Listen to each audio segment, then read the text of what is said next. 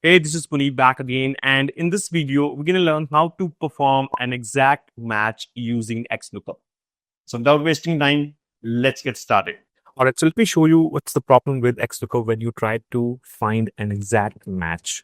So when I enter XLOOKUP and refer to the lookup value that I have, and then the range from where I want to look up for the value, and then the return array. When I hit enter, it gives me department name legal. But if I go to my data, I have two Oliver Harris here. One is from the legal and one is from the sales. But my value, my name that I have here exactly match with the second Oliver Harris. And that's what I want here in my result. Now here I need to have an exact match using XLOOKUP. But for XLOOKUP, it is not possible to have an exact match. But we can perform an exact match with XLOOKUP using the exact function. So I'm going to combine XLOOKUP and exact function. So let me show you how exact function works. When you enter exact function, let's say, let me just specify this range here and then match it with the name that I have. Now, when I hit enter, you can see I get false for all the values, even for the Oliver Harris, which is the same value, but the case is not same.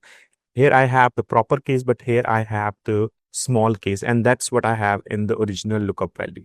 And that is why I have a true here. Now I'm going to use this exact function with the XLOOKUP. So let me just copy it from here. And let me delete my original XLOOKUP. And now let me hit enter.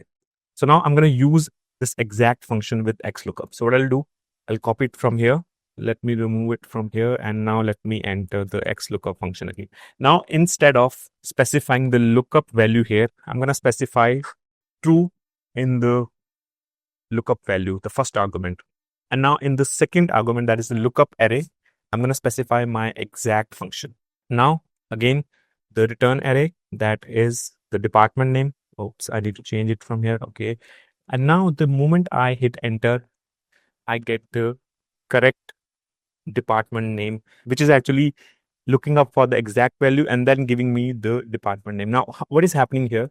You can see here when I use exact, I only get true for the exact match value, which is matching not just the value, but the case of the alphabets or the letters. Now, instead of using the name in the lookup value, I'm using true because true is only for the exact match value. And that is why when I use true at exact returns an array with false and true only for the exact match value. And then along with that, I get the value from the department column. And that is how this formula is working.